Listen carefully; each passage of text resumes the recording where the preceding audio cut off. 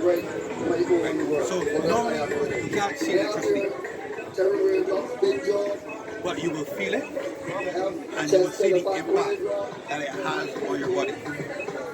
Now, because we can't see electricity, although I live in this, I need to make sure that it is there. So I'm checking it with this meter. So this song tells me there's nothing here, no electricity. You can hear the difference in the beat. Listen to the change in the beat.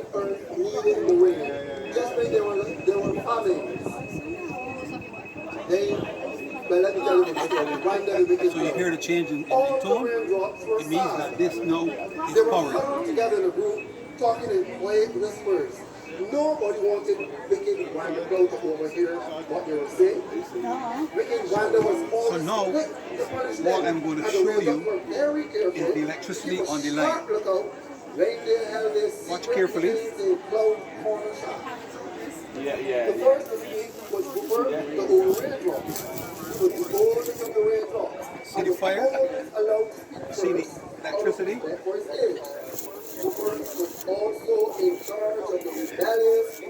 That is real fire. That is real electricity. That is deadly electricity. If you come in contact with that, you definitely surely can die. But what I'll show you now, the impact that it has on the body. My two friends here will show you what happens.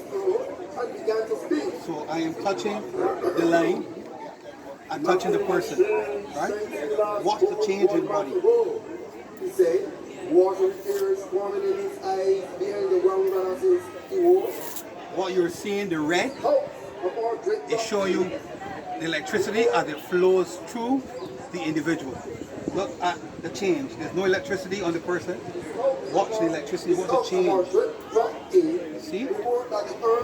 If you notice, it is going through the hands, going through across the chest and down the body and through the feet.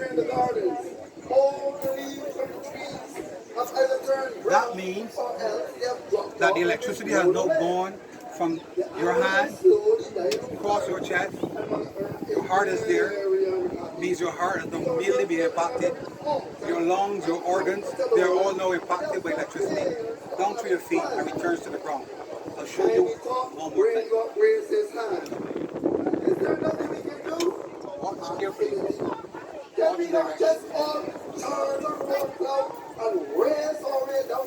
You see the fire as well. Right. So here's my question. What happens if you go there and your loved one, somebody you care about, you see them on the floor, you see a whole set of electrical wires around them, what would be your first reaction? It's your husband, it's your child. The wires all around the ground. That person is on the ground. It might not be the correct thing, but my first reaction would be to grab them. Your first reaction, we want to save them. We want to save them. So that would be your first reaction. Any other reaction? How would you do that? Kick it away. Oh, kick it away. Kick away the source of electricity. Right. So that's another option. So your option is the right option. Do nothing. Your option, you will die. Because if you come in contact with that person, you definitely know who becomes a second person. And I will show you that shortly what happens. Because that electricity that was just flowing through them.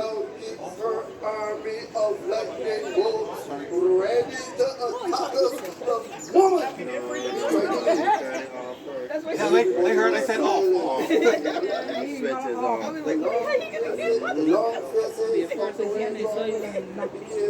Right, so you've now got the husband, the wife, the mother, the child, or even your enemy. Yeah, of course. He dead? No. Huh? You don't have enemies then? I don't have enemies. So, what I will now show you, remember, at the beginning we had one person.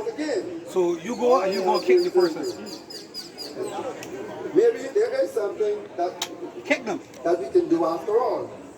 All the raindrops raindrops lean forward eagerly to hear the professor. Do you see the transfer? So in fact, you are now in more trouble because it's now going to cross your side, your chest. Your heart rate is still stopped. But look at your friend, look at your child, look at your loved one. It's now going to cross them about and still ground. So now we've got two people burning on the outside. See the fire? And burning on the inside. So we deal with imminent death. So the approach is not to touch that individual. But if you need to, and you think you need to help, we look for something that can knock the source off, or can knock the person off the wires, right? In that case, we would suggest something like piece of wood, piece of PVC pipe, but you don't want them to be wet either. So you want to make sure that they are dry, because technically if the wood is wet, there's water in the wood. So basically all you're holding is water. Same thing with the PVC pipe, right? So you want to make sure that they're dry, and therefore you wouldn't have the passage of electricity from one person volunteers if we are to succeed. The professor spoke quietly to the group of raindrops. And notice also that the fire is as a result of me not actually touching the light. So the fire is jumping from the line to the rod, right? So again, we say don't touch the power line. We really should be saying don't get close to the power line, because then if you get too close, that environment, you would have an impact. So that whole area around 3 meters or so will be hot. So again, let me show you. Don't touch that person, because if you touch that person, this is what will happen.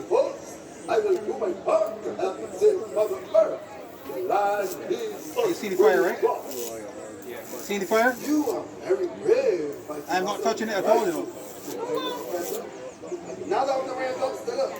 Right.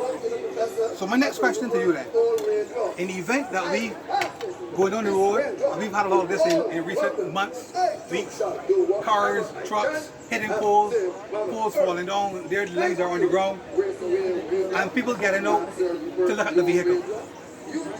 Not to check themselves, but they want to look at the vehicle. Is that a good thing to do? No. Right. So again, we say to you, at any time, your vehicle hits a pole, the wires come down. We don't care if it is small wire, big wire, brown wire, blue wire, red wire. We say to you, don't engage that wire, because you don't know. We say to you, take your cell phone and make a phone call. Who they need to call? You got an accident, who you gonna call? Let me hear. Who you call? You get an accident, you hit the police. You can call your insurance. You can call South Dakota for sure, right? We can call the police. We can call the fire department. If the person hurt, we can call the ambulance. Can I suggest to you that you call all of them, and they will come to the scene, see the pole on the ground, see the wires on the ground, and park. Want to call in the park? Want to call in the park? So you need to call in the park. You need to call in the park in that mix. Here's the reason why. You don't know, you can't see the park if the wires, they are live. And if they are live, the minute you step out of that vehicle, you are now putting yourself in more danger than if you are in the vehicle. Understand that again. If you step out of that vehicle and begin to think that you want to walk away, you're actually putting your life in more danger than staying at the vehicle. Why? You have safety, because on that vehicle you got some rubber tires. Rubber is an insulator. Electricity will not pass. So you're safe. You can relax, you can get on your cell phone, you can play games, whatever. You can call all those, but don't step out of the vehicle. You can call the fire, the ambulance, the defense force, the police, whoever. All of the guys will come, and the first thing they want to know is what they're doing. Let me guess, every fire that occurs in Barbados, we are aware of. Why? Because the fire department picks up the telephone, and they say, you got a truck on the way, we got a structural fire at A, B, and C, and we will send our team immediately to go and ensure that when those guys have to go into that structure, they're not going and putting themselves in danger. We're going to isolate the supply, we're going to make it safe electrically, and that they can then go in and do their fighting in the fire. Because we do not want a situation where they leave their vehicles to go into the building and then step on a wire, reach up on a wire, something happens, and now we're dealing with an incident that we don't want to deal with. So here's the sweet question. Do you guys know the Lighton Power's emergency number? Look at all the guys shaking and saying no. Anybody knows the Lighton Power emergency number? We have an emergency number. Unfortunately, it is not one of the short three number ones. We have not got there yet. But I hear you correctly. 626-9000. Well done. 626-9000. We got 24-hour control, guys in the control room. If it means that we have to shut down the island to save a life, we can do that at the press of a button, right? If it means that we have to do whatever is required, we will come 24/7. We've got a team, at least one team on the road 24/7. We've got leaders, supervisors who are on duty 24/7. We will respond immediately, especially if life and limb is in danger. So we're going to do that. We're going to respond. The number is 626-9000. Easy to remember. 626-9000. Somebody will answer that phone at any hour of the day, any hour of the night. You tell them what's happening, lines down, carry the pole, we know if it is. If you go on the road tomorrow and you see some wires on the ground, it's the fat, the thick, the small, go to the other side of the road, pick up your phone, and say, let the power we see some wires here, we will send somebody to ensure they're not hurt. Right? Because again, we also got responsibility to you. Because what we are dealing with is a dangerous thing. So we need to make sure that that does not come in contact. Right. Last thing I want to share with you about is, like I said before, if you're in your vehicle, you don't get out. But here's my question. If you're in your vehicle and all of a sudden you're just relaxing, waiting for like the power to come, waiting for the fire department to get to you, and you see smoke start emanating through the front of the vehicle, and you see fire start coming up over the front, you got a choice. I'm in my vehicle, you tell me I'm safe in my vehicle, but smoke coming up in front of me. What do I do? Choices. You want to get up, right? You can make, in most cases, we can make the choice because we can see the fire and we know that if we don't, but we also know outside that there will be electricity around the ground. So we can take the chance to get up. There's a way to do that. We've shared all over the place. I need a chair quickly. We've shared all around how we would escape and how do we get out of the vehicle. Right?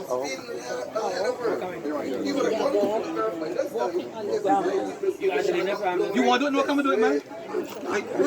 I ain't on the one, man.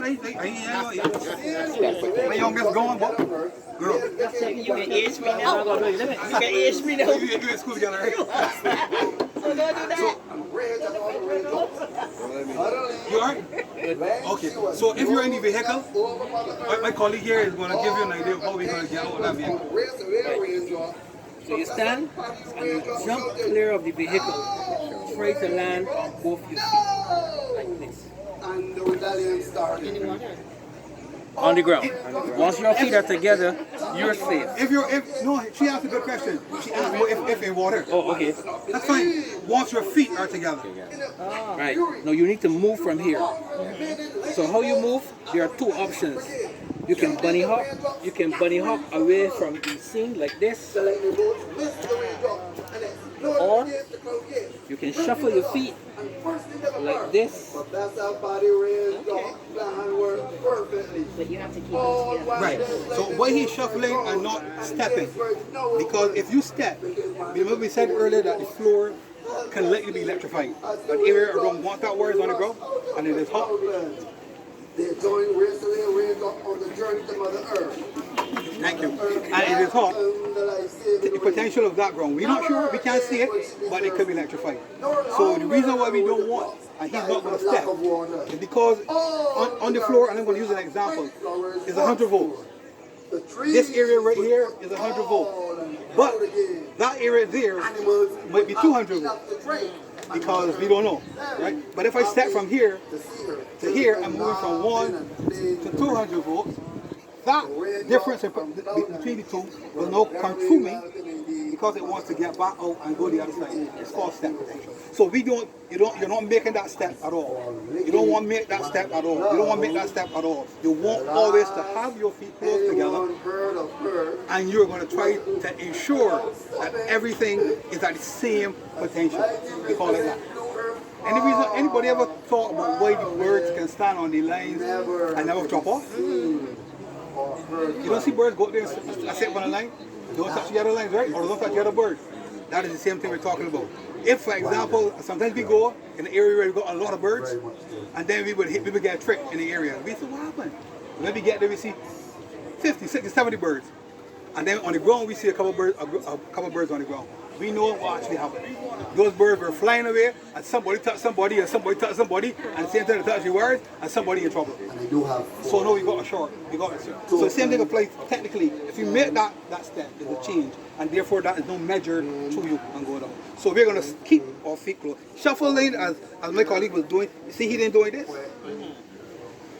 He was just barely moving. So he's in the same location all the time. Same location all the time. And he's shuffling away. It may be a little lengthier and a little bit more difficult than doing the hoppy. Yeah, but I didn't save a leg. So when you get out of that vehicle, and he correctly says, you're going to hop out. Remember, you're in the vehicle, you turn and get your feet out, you're going to get up in the air, stand up, you're moving from there, and then you're going to hop away. You're going to try to hop away. Distance away is about 30 feet away. So 30 feet away, you should be safe. Then you can start walking. But within that 30 feet span, and you start walking, I know you're going to collapse. So you see that when you walk down off of the chair that you're in the car. Right. Let's say somebody who already comes from one place, they can. Right, so You can just gently put both your feet up together. no. If you do that, once that separation occurs, and you land at two different areas of the ground. Yeah. You can sit in the car. You can turn and try to clap your feet down and push yourself up straight. If that can work for you, but you're gonna make that decision.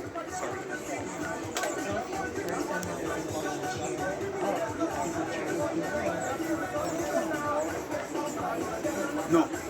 If he's in a wheelchair, we definitely got to call and ensure that somebody at Light and Power knows, and if it means that we need to kill the supply, we will do that to save his life. That's a call. Because if a disabled person, the question was, if a disabled person is in the wheelchair, it is inside, and the wheelchair is in the back, we will trip the circuit. The circuit means the entire area we can kill from the control room. So once that message comes to us, we've got a situation, the car looks like it's going to burn or whatever, we got a disabled person in the vehicle, the chair is in the back, we trip the circuit. So now we absolutely making it sure that it is safe and that anybody can walk into the vehicle, the person can get out of the vehicle. But that communication with Light and Power should, as soon as it happens, should happen. So you're pretty clear. If you can see the phone number in the vehicle, you give us the phone number, that helps us respond, we can find it. But if it is a situation like that, desperate, explain it to the operator. Desperate are the situation that is, this is a life and death right now. We don't know, we can send back. Circuit trip. Shall know the whole area. Yeah? Shall know the whole area to ensure the safety of that individual. Yeah? So that's basically what I want to share with you guys. Another time we come back, we'll talk about flying. Because a lot of people still allow their children to fly kites still for lines. And we've said it over and over and over. And a very good one that Mr. Brewster has. You ladies who love trees, don't when you're planting a tree, you don't look up. I know that, right? You don't look up, right? You go and you dig the ground, oh, I want this curve around here, and I want plant around there, and it look pretty. But you don't look up and say, this will go up there at some point. And then when we come to trim it, you're complaining, you can't cut my palm tree, you can't cut my banana tree, you can't do this. But it's going to impact us. Impact your customers, neighbors, and it can impact the feeder in itself. We need to talk about that as well. So those are some of the things that we want to talk about. Just last week we had a case where we actually took some metal string out of the pipe that we recovered. Yeah. And we discussed that. But week before that, when I was on duty, I actually went to an area where the wire, the cable, the cord cut into the aluminum. So the wire was wrapped around the line, and he rubbing and he rubbing and he rubbing and he rubbing and he rubbing. Eventually, it broke the line. So those are some of the things that we encounter every day. And we try to encourage you. If the kids need a flight, Garrison is here. And we are grateful for all enjoy it, and you don't have to worry. And if it does go into Portland anytime, don't do it. I mean, we did it. We got away. Thank God. Barbados SMAC, Barbados Cut it Fire Service, and let it go. the Barbados Call us again, Coast Guard, and we'll come and we'll Field decide Medical, if we can recover it, and we'll take Corps, it. of course, If you feel like we can give and of course, right? all of But those persons we who would do made that. Yeah. today Thank you possible guys. with Don't their get wet. Nice having you. participation. And speaking of participation, we have to do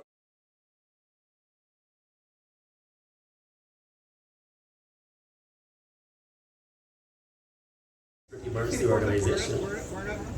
Inside a lot of them. So be careful up there. Oh, great. Oh, okay, that's good enough.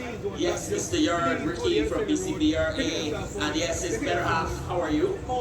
You good? All right. So, Esther, we have a question to ask you. Jordan is going to ask you a question. You better get this question right. And then she'll present to you the certificate for winning the skip. So, you know, when we talk about a skip, we're not talking about playing a skip. That's good. We're not talking about you getting a skipping.